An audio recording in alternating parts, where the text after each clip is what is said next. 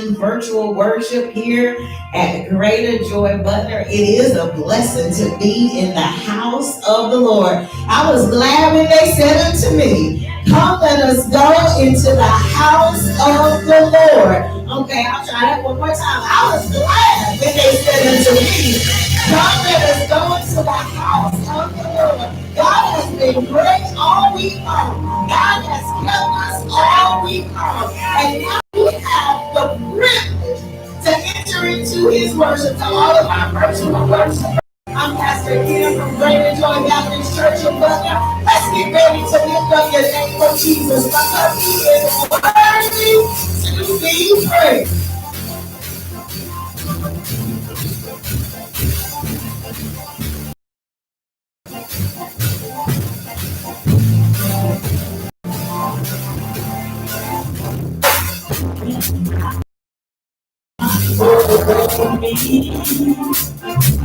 And you hear me when I call.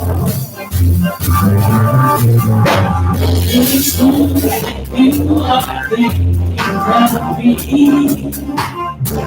how you love me. It's so I am a friend of God. I am a friend of God. I am a friend of God. He calls me a friend. I am a friend of God. I am a friend of God. I am a friend of God. He calls me a friend. I am a friend of God. I am a friend of God. I am a friend of God. He calls me a friend. I am a friend of God.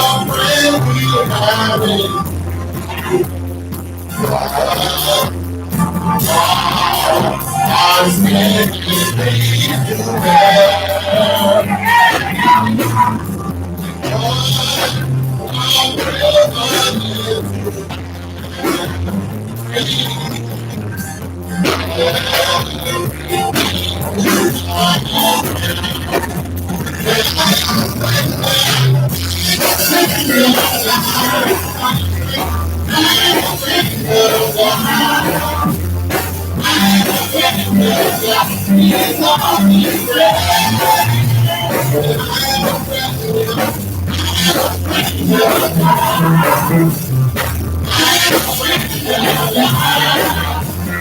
I am a friend of God. He calls me a friend.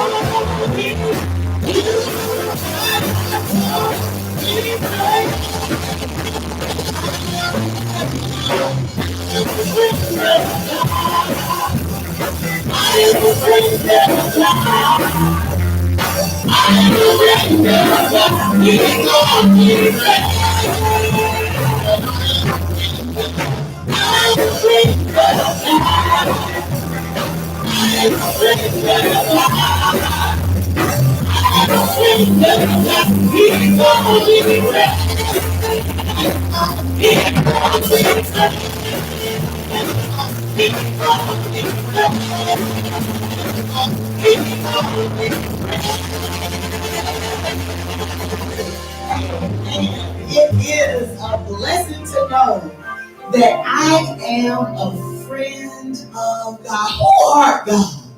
That He is so mindful of me and that He would hear me when I call. It is awesome to be in the presence of the Lord, to be in virtual worship. We are so excited to be here today. Listen, I know for those of you that are in North Carolina, you saw over this past week that the governor has transitioned us back to gatherings of no more than 10 people. And although that mandate does not apply to worship services, that just didn't make a whole lot of sense to us, because if you can't gather in any other gathering with 10 people and it not be dangerous, then why would you be able to gather in worship and it not be dangerous? So here's what we have done. Up until this point at Greater Joy Butler, we've been bringing in for the past couple of months or a few weeks, I can't even remember, 5 families into our worship service. So this week we've had to scale that back just to 1 family, because with the team that we have assembled to make sure that we have virtual worship, that only leaves a few slots left. And so let me just make sure that I share. All of this is in an effort to ensure that God's people are as safe as possible. I know this is uncomfortable. I know this is not what we want to do. It's not what we want to do here at Greater Joy either. But after all of this dust settles and after everything clears, we want us all to be standing. We want us all to be healthy and able to move forward to fight the good fight of the Lord. So we will continue in this way until there is a change in governmental mandates, or until there is a shift in the current situation with the pandemic, just to make sure that we are doing everything that we can to mitigate risk.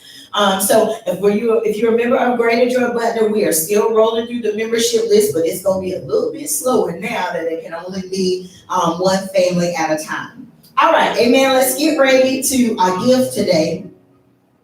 Oh, no. I got a couple other things I got to talk about. First of all, on December the 12th, we are going to be offering free COVID drive-through testing. It's open to anyone, and all you have to do is drive up. The health professional will come, hand you the swab. You'll do the swab. They'll bag it. They'll take it, and you'll drive on through. So for those of you that are essential workers, those of you that have health risks, we are encouraging you to come and take advantage of this testing. It's important because the earlier that we know that something is going on with us, the earlier that we can get the treatment that we need, and the earlier that we can take those extra steps to protect those that are around us. So please look for that flyer on my page. Grab it and share it.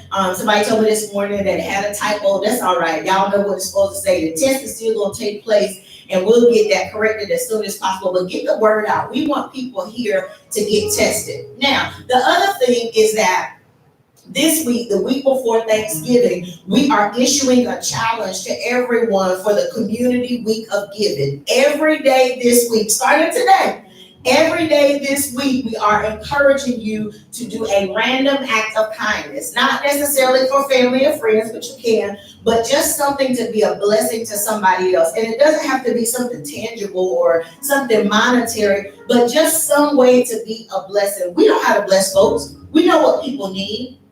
You can go to the drive-thru, pay for the car behind you. You can go to the next door neighbor's yard. While you blow your leaves, blow their leaves. Whatever it is, just to express, this is the time of Thanksgiving. And what better way to show our gratitude than by doing something kind for somebody else?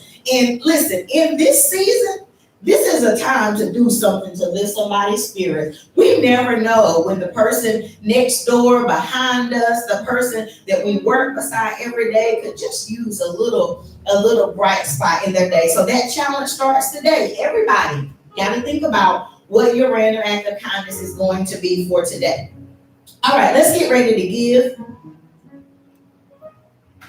If you're giving electronically, you can give via PayPal at greaterjoybutler@gmail.com. You guys have been doing a great job about designating what your giving is for. Just please continue to do that, to say if it is tithe and offering, if it is pastoral support, or if there are times when we ask for special giving. Make sure that you designate that, but you guys are doing great with that. And then via Cash App is $GJ Butler. If you have both of those, use PayPal. That's a lot easier for us. One of the things that we are using the seeds that you sow to do is to be a blessing to our community for Thanksgiving. Normally, as a part of Butler Church Council, we give out blessing bags, but because of the pandemic, what they're doing this year is simply giving out gift cards. And so we as a ministry are sowing into that effort to give gift cards to families to go and buy what they need for Thanksgiving. And that's just one of the missions that we contribute to here at Greater Joy. All right, y'all, let's go. Give me a good 2 minutes. Boom, 1 point. Come on, give.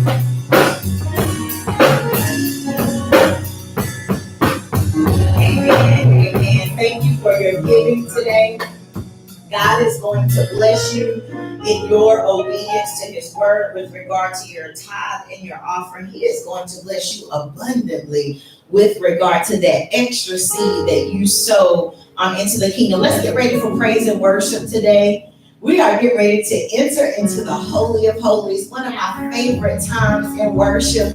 Just a moment to disconnect from everything that has been, that is, and that is to come, and to dwell simply in the Spirit of the Lord in the moment. God, we come before you today just asking that you receive our worship, that you would make our hearts ready and our minds clear to be able to worship. Let's get ready. Let's get ready. Come on, let's get ready to go before the Lord, to lift up a sweet sound to his ear, a sweet savor to his nostrils. Come on, come on. Yeah, wherever you are, get into your posture of worship. Get ready to lift up your hands. It doesn't matter who's looking. To sing before the Lord with a loud voice. Come on, come on. Standing here and knowing how we'll get through this test. Holding on to faith, we know that nothing can catch you by surprise. You got this figured out. You're watching us now, and we looks as if we can win. You wrap us in your arms and step in. Everything we need, you supply. You got this in control, and now we know that you made a way. When our backs were against the wall, and it looked as if it was over, you made a way. And we're standing here only because you made a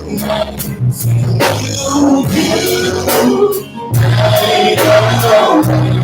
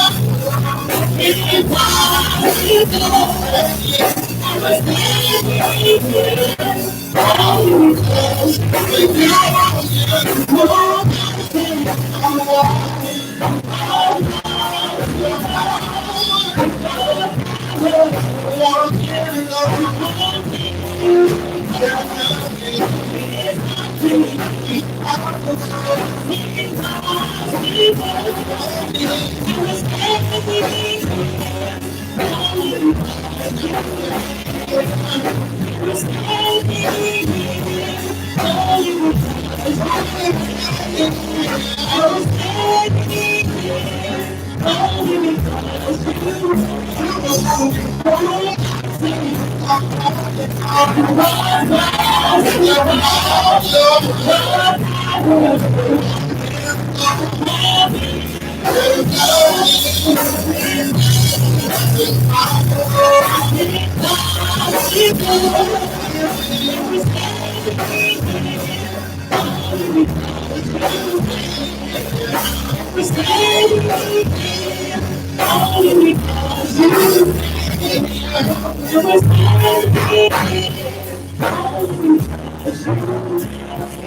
get the glory, you get the praise, you take the honor, and I want to say thank you. You get the glory, you get the praise, you take the honor, and I want to say thank you. You get the glory, you get the glory, you get the praise, you get the praise, you take the honor, you take the honor.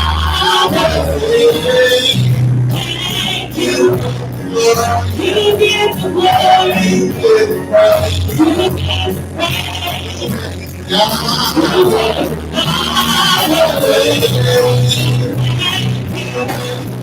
you get the glory, you get the praise.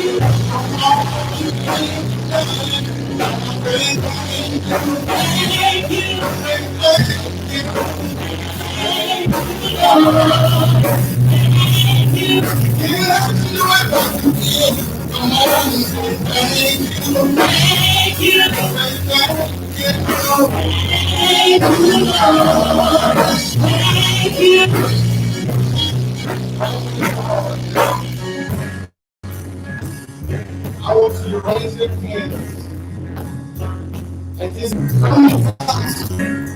like you're praying. And we don't even think for the little things that he's done.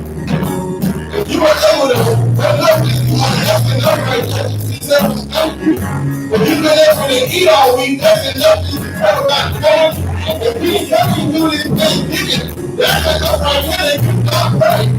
So if you have a lady in your body, I need you to open up your mouth right where you are in your mouth and just begin to tell God thank you. If you can give us the glory, all the honor, and the praise. And we didn't have to do it. And so many people have died this year. So many people have lost their mind. But God has kept you. He's always been there to protect you. Come on, raise it up. Thank you. Say thank you. Thank you, Lord.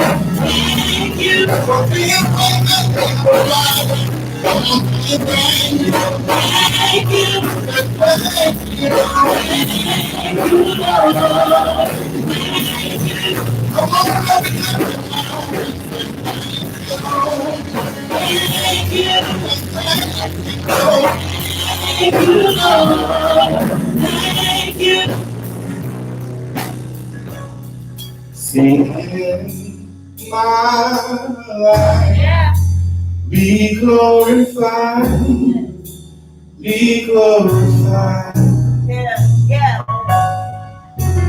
In my life, be glorified, be glorified. That's all. It's in my life, Lord, be glorified, be glorified. Say in my life, in my life, be glorified, be glorified. 'Cause you get the glory, you get the glory. You take the honor. You take the honor. Thank you. You get the glory. You get the glory. You get all the praise. You get the praise. You take all the honor. You take the honor. Thank you. Come on, say thank you. Thank you. Say thank you. Thank you, Lord. Thank you. Come on, raise it one more time. Come on, say thank you. Thank you. Say thank you. Thank you, Lord. Thank you. Is there somebody that's just got a good thank you for Jesus today? Come on, we get ready to move. But if you just got one more thing you forgot to thank Him for, it might have been sight today, it might have been breath today, but if you got one more thing that you forgot to tell Him, it might have been the health of your children. And anybody say thank you for that this morning? It might be the fact that you're better in this year than you were 10 years ago. Come on, just something to say thank you. Remember that healing that He came in and gave you so suddenly that you didn't even see it coming, and you forgot about how sick you were, and you didn't even take a moment just to say thank you. If you're thinking about that time when you didn't have money to pay your bills, you know you forgot about that time. When you didn't have what you needed, and remember God stepped in the nick of time. You ought to give Him one more thing. I know you told Him thank you then, but every now and again we gotta roll back the curtains of life and think about how good God has been over and over and over again. It's not a one-time thing. God has a pattern of greatness in our life. And so I just want to tell Him thank you today for the pattern, for the consistency, for the faithfulness, for the over and over again, for the time and time again. You don't even have to think about a specific thing. Just tell God thank you because He's always God, because He always steps in, because He always comes through. I just want to say thank you, God, because when I need somebody, there's somebody that's always here. When I need a blessing, you always come through. I just want to tell you thank you, because when I ain't got nobody else, you always come in for me. You always make a way for me. And no matter how bad I am, you still are as good as you have always have been. Let me take one more second and raise this prayer and tell God thank you. Come on.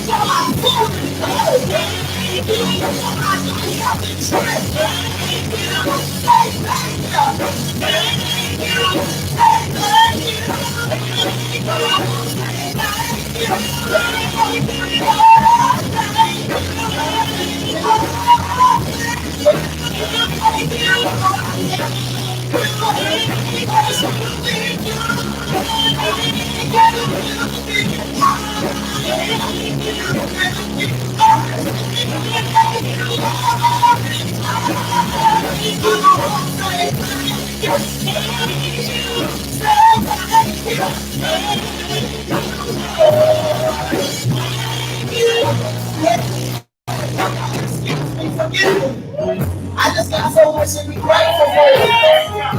Yeah, because I was grateful this week about all of my complaints about 2020. But then God said, let me remind you of how good I have been to you this year.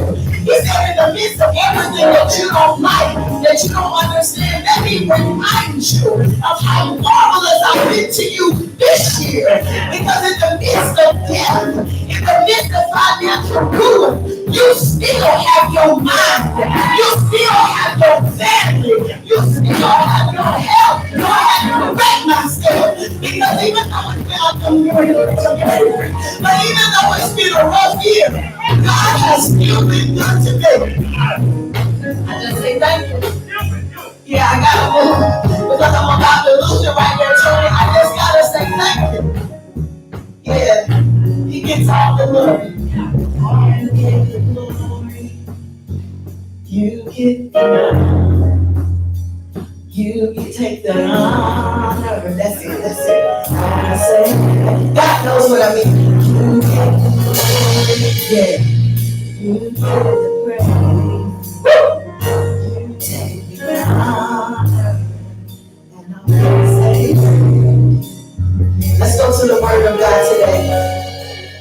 God has got a word in this house for us on today. We are in the midst of a series, miracles that you don't want to miss in the Bible. These are some miracles that are not talked about as much, but that are spectacular all the same. From the book of 2 Kings, chapter 13, verse 20, in the Common English Bible. 2 Kings, chapter 13, and verse 20. And it says, so Elisha died, and he was buried. Sometimes Moabite raiding parties used to come into the land each spring.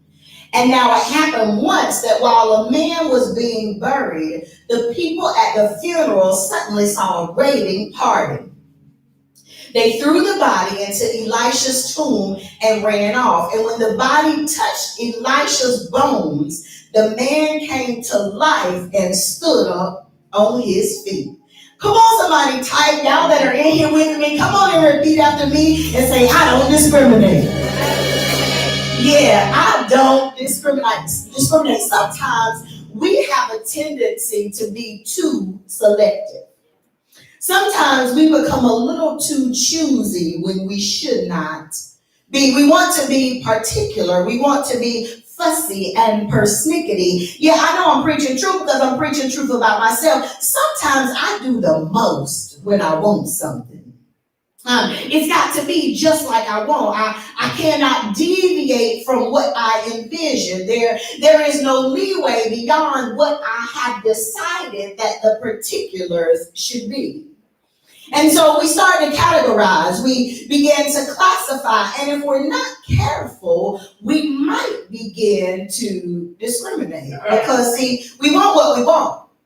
And we want it how we want it. There's no room for interpretation or deviation. And we will turn down, walk away from, not accept or reject something if it does not meet all of our selective requirements. Let me see if I can prove my case. We will walk away from a good deal on a reliable car because it doesn't come in the color that we want. We will turn down a good job with good benefits and great pay simply because the manager acts like they are not going to take any junk. We will skip over a good house and a good price in a good neighborhood just because the knobs on the sinks don't look like what we want them to. Oh, y'all don't act like I'm talking crazy because, see, we get fussy, we get finicky, we get choosy sometimes when we shouldn't be. We'll pass over items on the grocery store clearance rack that are perfectly good, but we'll pass over because they have a dent in the box. We'll refuse to go out with a good person, with a good job, because the man is under 5'10" or the woman is over 160. I see y'all ain't giving me no good amen out there today. Yeah, we will walk over a quarter because it looks dirty or it looks a little beat up. I don't know about you, but sometimes, especially when things are on a good foot, we aren't as open as we normally are. We begin to discriminate, that is, until we find ourselves really in need. You see, I don't eat just anybody's cooking, DJ. That is until my grocery money runs out. Give me another scoop, sisters who can't cook. Yeah, I ain't using no low-grade gas in my car. until I only have $10 to last till Friday. Yeah, give me 1087 on pump number 3, please. And I don't have my nails looking any kind of way. That is until the mortgage and the car payment begin to be due at the same time. Let me get those French manicure press-ons, please. Oh yeah, we get real funny until the rubber meets the road. We have some high standards until standards cost too much. We will put our nose in the air until we can't even afford the air. Let me tell you something. We'll accept some different kind of Valentine's days after we hit 50 and we're still single. We'll work a different kind of job after we had to borrow money from that family member that we don't even like. And we'll drive a raggedy car after we spent one winter going to the bus stop. I don't know what it is about you and me, but we've got a tendency to be too selective. But here's what life has taught me these last 45 years. You can act funny about your hair, and you can be picky about your neighborhood. You can trip over your job title, and you can show out about your car. But when I really need something from God, something that nobody else can do, when I'm waiting on a blessing that only God can send, when I'm dependent on a breakthrough, I'm preaching, son. That's the only way that I'll be able to survive. I've learned that I cannot discriminate when I need a miracle. Are there any other grown folks out there? Are there any other folks that know what I mean when I say that when it comes to my deliverance, when it comes to my way out, when it comes to my open door, I don't discriminate when it comes to my miracle? Well, I guess I should have asked this part first right here. Is it anybody out there that's waiting on a miracle? Yeah, is it anybody listening that's in need of a breakthrough? Do I have somebody that's dependent on God to bring you over, around, out, or through? Is it somebody that's in need of a miracle? If that's you, then I dare you to type it or say it out loud and say, I need a miracle in my life. I need a miracle in my situation. I need a miracle in my circumstance. I need a miracle in my atmosphere. Come on, somebody, and say, I need a miracle. Now, y'all too prideful. I ain't got time, so I'll raise my own hand and say, I need a miracle in my relationships. I need a miracle in my finances. I need a miracle in my house. I need a miracle for my children. I need a miracle in my mind. I need a miracle on my job. I need a miracle this month. I need a miracle this year. I need a miracle for my marriage. I need a miracle for my church. I need a miracle for my business. I need a miracle for my health. And if I cause anything that you need, come on and open up your mouth and say, I need a miracle. And I will not discriminate.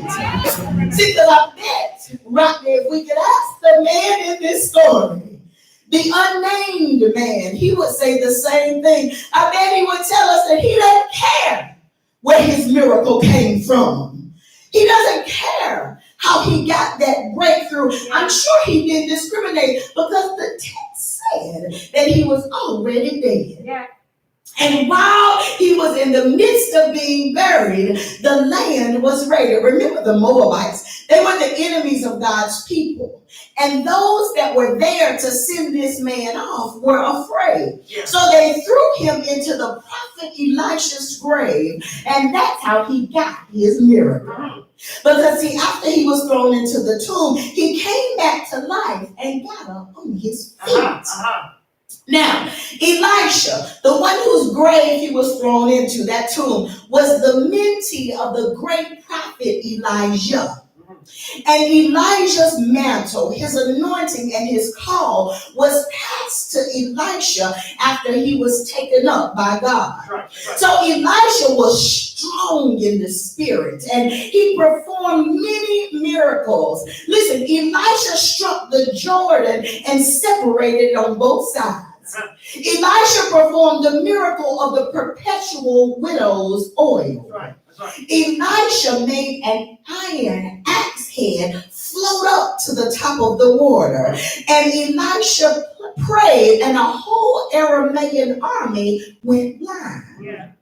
He was a mighty prophet, a wonder of God's power. But today, Elisha is dead. Yet somehow, when the other dead man is thrown into his resting place, a miracle happens right there in the grave. And we don't know much about it. We have very little to grow on. And I'm not sure that even matters. Because I bet if you ask the resurrected man, he'd say the same thing. He'd probably say, I'm not sure how I got my miracle.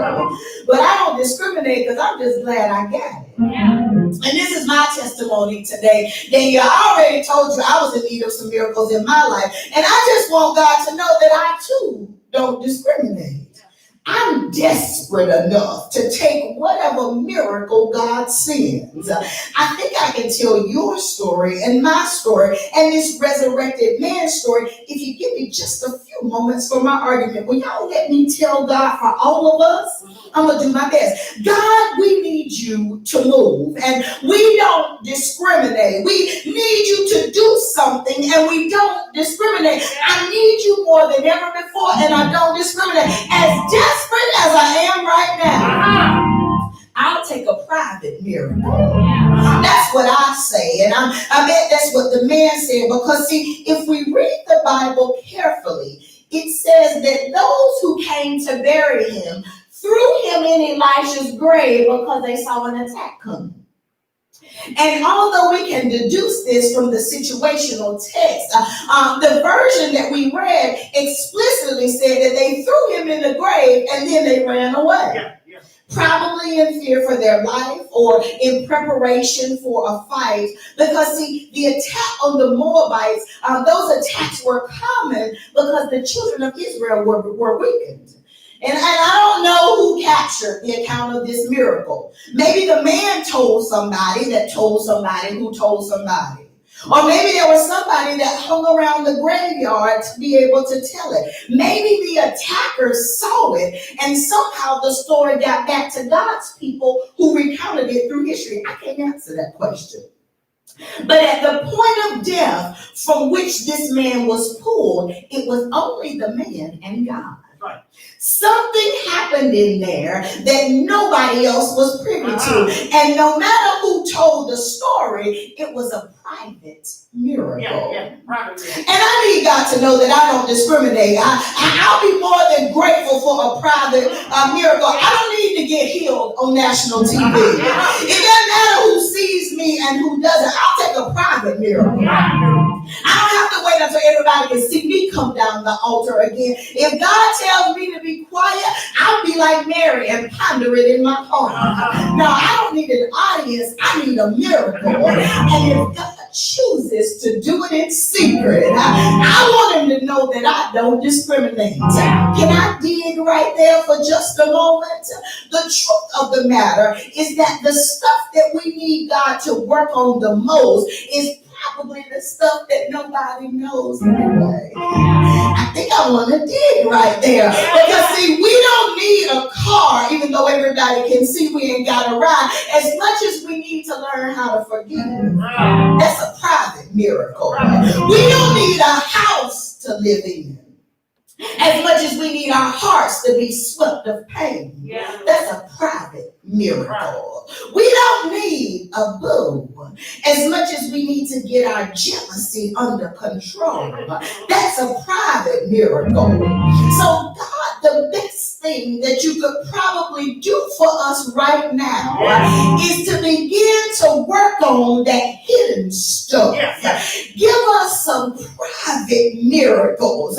Miracles that only you and I can see.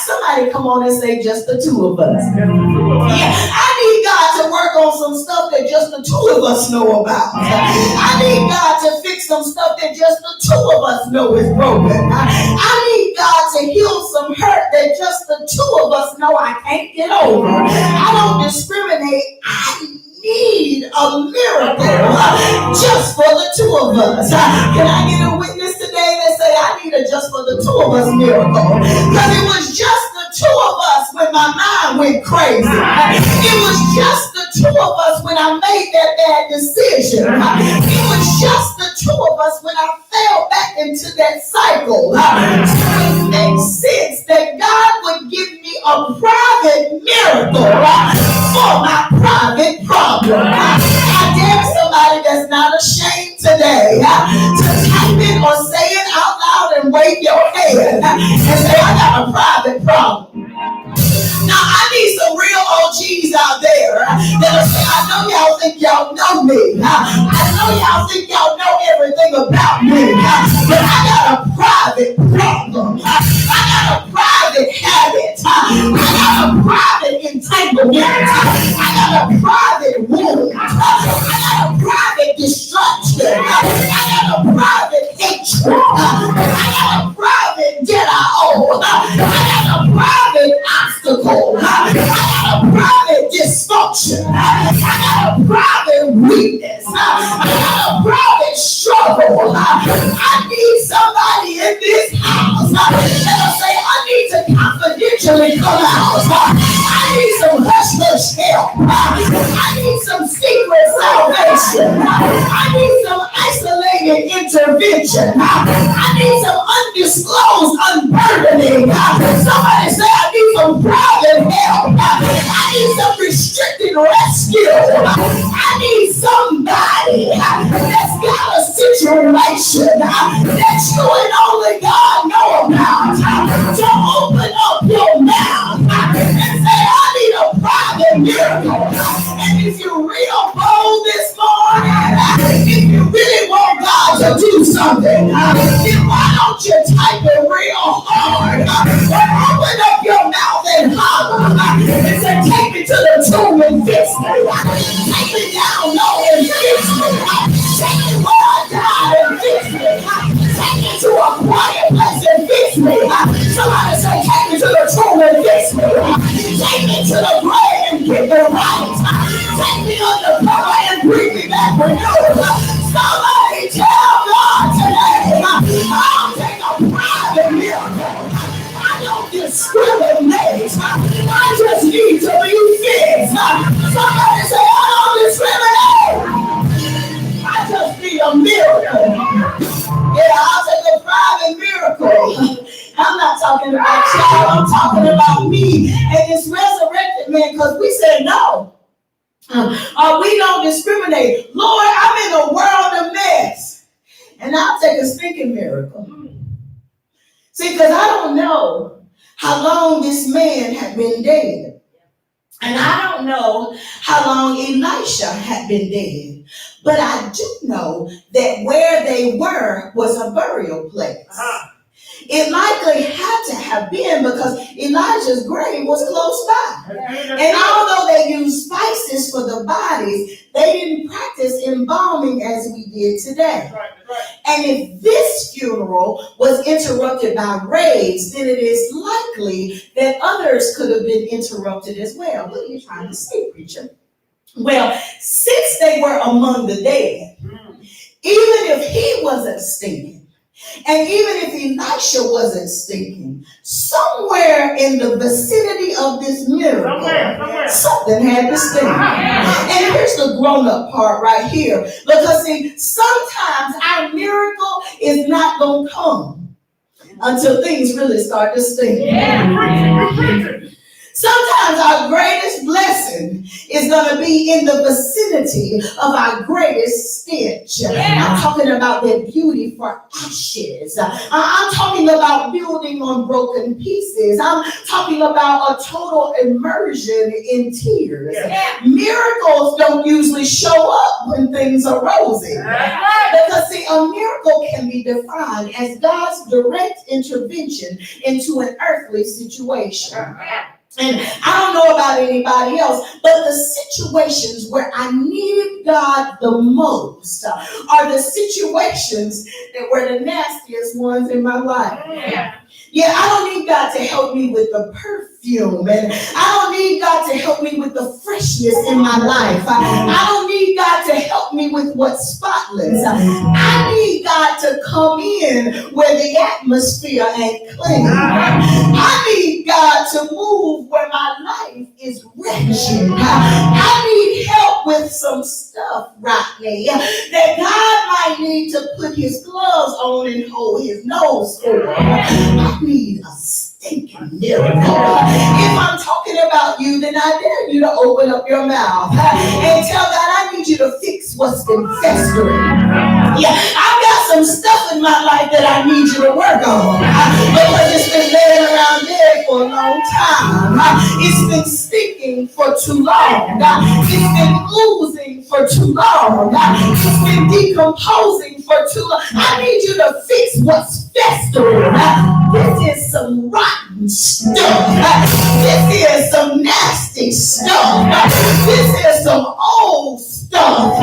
This is some putrid stuff. And I cannot discriminate about what type of miracle I get when my life smells like decay. I need a stinking miracle.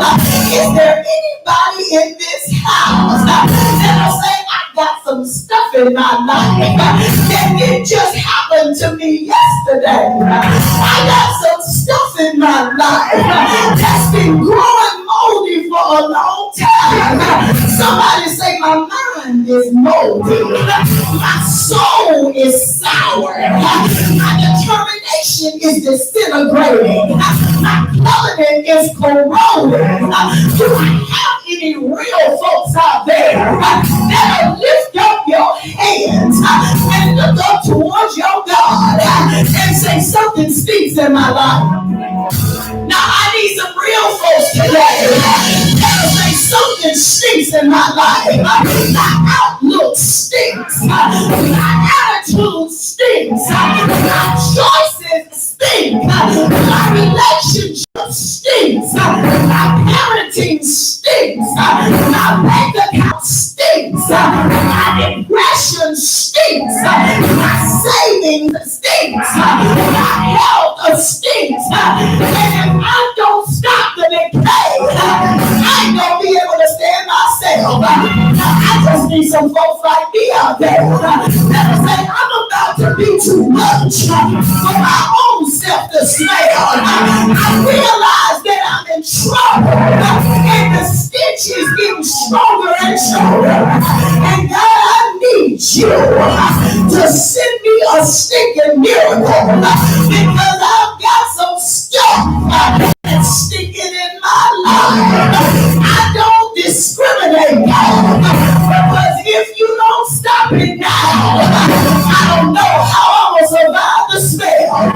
Somebody lift up your hands and give God a hallelujah for what he's about to do about the smell in your life. Do I have any folks out there that'll say, I don't discriminate? I'll take a private miracle.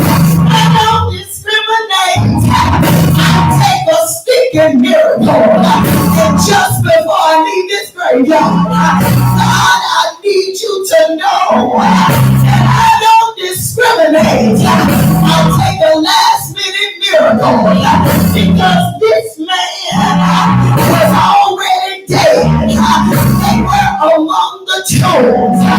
This was a burial place. It was all but over for him.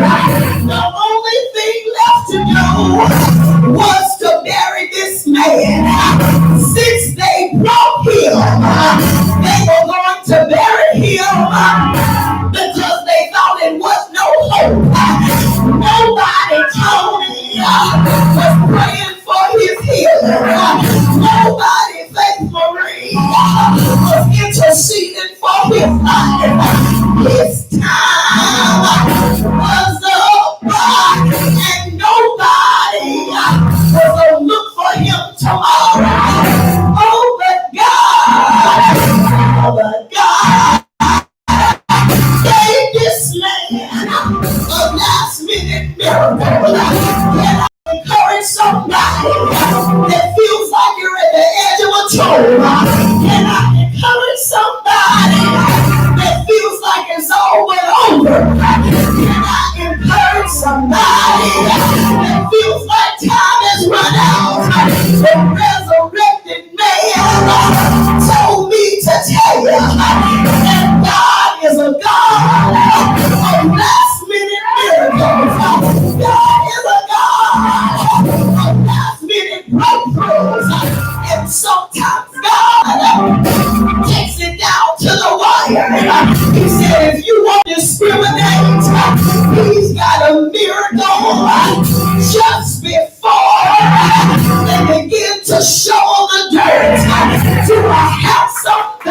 It feels like you're up against the wall. Do I have somebody? It feels like time is almost up. I came to lift you up, so I need you to declare. Open up your mouth. Type it in your comments. And say you can't bury me just yet. You can't bury me just yet. My time is not up. My time is not spent. I know I got on my grave clothes. I know the price of the funeral song. I know they brought in the soloist. It seems that everybody's funeral. I know they already said they gathered their ashes and gathered their dust and dust. But I need the enemy to know that my God is a last minute God. He is able to send the last minute miracle. Don't you give up. Don't you turn back. Don't you walk away. Don't give up on yourself. Because God still works last minute miracles. But I'm still in the last minute miracle. So if you're out there and tomorrow's the last day, if you're out there, this is the last month. I dare you to lift up your hands and open up your mouth and say, God send me whatever miracle you got. God send me whatever miracle you got. I need some desperate folks that say as long as I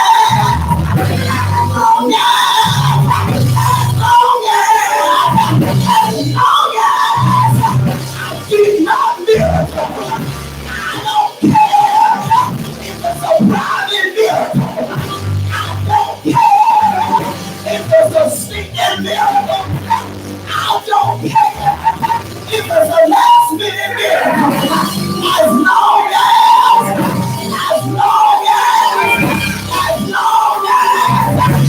get my miracle.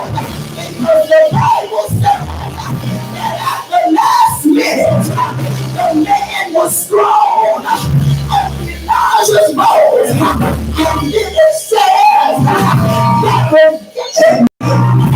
got up from his death, got up from his ending, got up from his situation, got up from his bondage, and stood on his feet. And I just believe that at the last minute, I'm going to get back on my feet. I just believe that at the last minute, God's going to stand me up and won't hold again.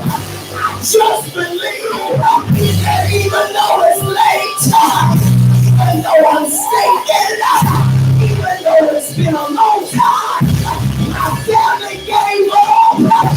I gave up. But I just believe that at the last minute, I'm going to get back on my feet. I need somebody that believes God is getting ready at the last minute to stand you back up, to stand you back up on your feet. Lift up your hands. Oh God, thank you. Thank you, God, because I feel so straight in my foot. Thank you, God, because I feel so straight in my back. Thank you, God, because I feel so moving in my legs. Somebody say, stand me up with a miracle. Stand me up with a breakthrough. I don't discriminate. Somebody say, anyway, you bless me, Lord. Anyway, you give me up. Anyway, you put me back together. I'll be satisfied. I'll bless you. you glory. At the last minute, I'll testify that just when I thought it was all over for me, just when I thought I was a worthless case, just when I thought that it would never happen, somebody say, last minute. Somebody say, last minute. Do I have anybody that God has ever come through for you at the last minute? And I dare you to lift up your hands and say, one more last minute blessing. One more last minute breakthrough. One more last minute deliverance. All I need, I ain't rushing you, but my time is pressing. God, I ain't rushing you. The devil wants to bury me. I need a miracle, and I will not discriminate. Send it through my mouth, send it through my interview, send it through my job, send it through my clothes. I don't discriminate. You can send it in the morning. You can send it in the noonday. You can send it in the midnight. I just need a miracle. Anyway, you bless me. I'll be satisfied.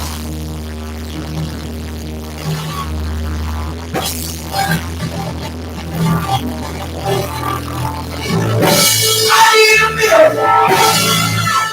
I need a miracle. I need a miracle. I need a miracle. I need a miracle. I need a miracle. Anyway.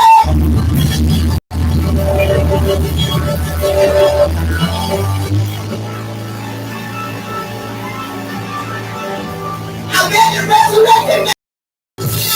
He looked back at his life and said, God, what took it too long? I get a resurrected man.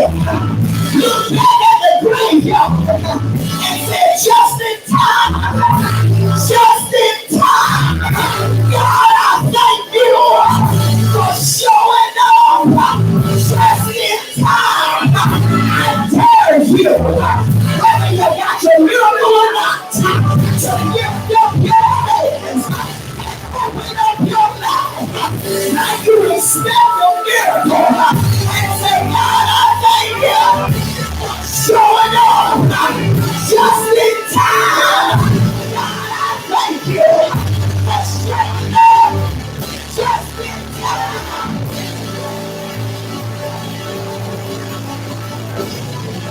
Just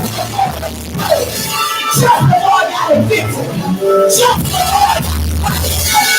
before I died, just before I killed somebody, just before I went too far, just before I just in time, just in time. Just in time. And I see the way he brought me. God showed up in so many situations. Just in time. Just in time.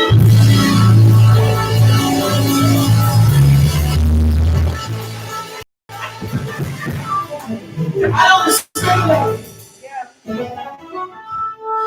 I just need a miracle. I just need a miracle. This situation is just so messed up that I don't care how God does it. I don't care. I just need a miracle. Yes. I ain't got time to be picky because I'm in a mess. And I don't have time to be cute because I need help. I just need a. Is it anybody out there like me? It says, God, I don't care how you do it. I just need a miracle.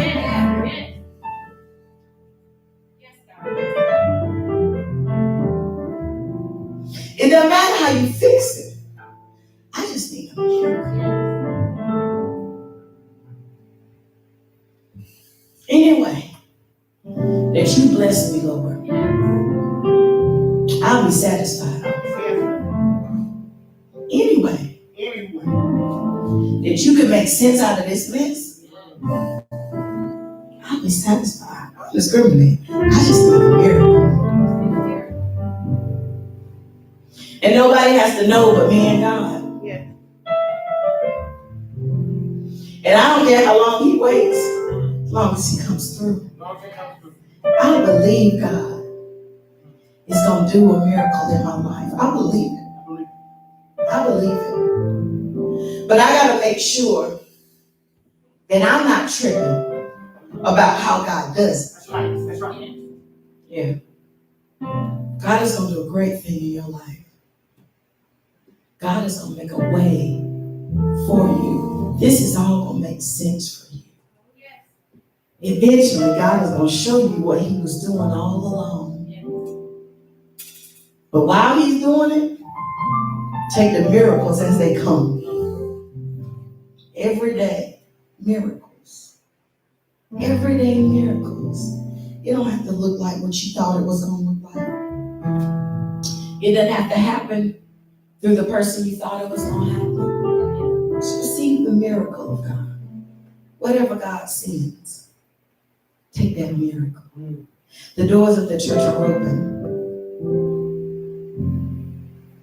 If there's someone here today that wants to give your life to Christ, come. Type it in there. I want to give my life to Christ. Because see, you need to have a relationship with God. I need to have a relationship with God where we can talk about what we need. Where we can develop that trust while we wait on him to do it. That comes through covenant relationship with God. That comes through fellowship with God. The second appeal today is for those that have been in relationship with God and somehow strayed away. I say that every week, but it's true. And I know it's true because it's been me. I'm not telling you what I heard, I'm telling you what I know. Sometimes when things stink so bad, when you've been hurting for so long, when you've been lacking for so long, you begin to stray, separate from Christ. Come back in, get your miracle.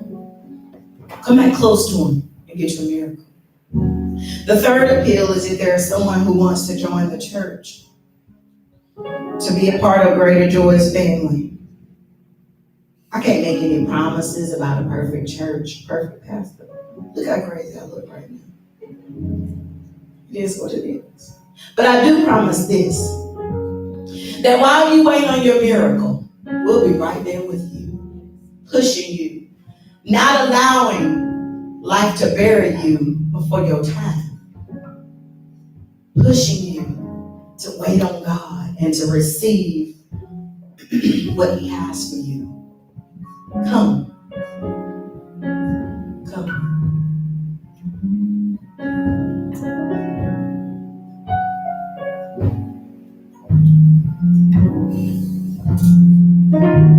See, you are great. You do miracles so great. There is no one else like you. Yeah, come on, type it there. If you're in here, if you're in the house, no come on. Like you. See, you are great. You do miracles so great. There is no one else like you. There is no one else like you. Yeah, God is great. He does miracles that are so great. Private miracles, stinking miracles, last minute miracles, but they're still great. Beautiful miracles. I seen him do it for mama. I seen him do it for daddy. But when I knew he was great, was when he did a great miracle in my life. If you're here, come on. You got 30 seconds before we dismiss this worship experience. Come Come on. Come to the Lord. If you know that the Lord is speaking to you right now, don't wait. Don't hesitate. He's got a miracle waiting at your yes.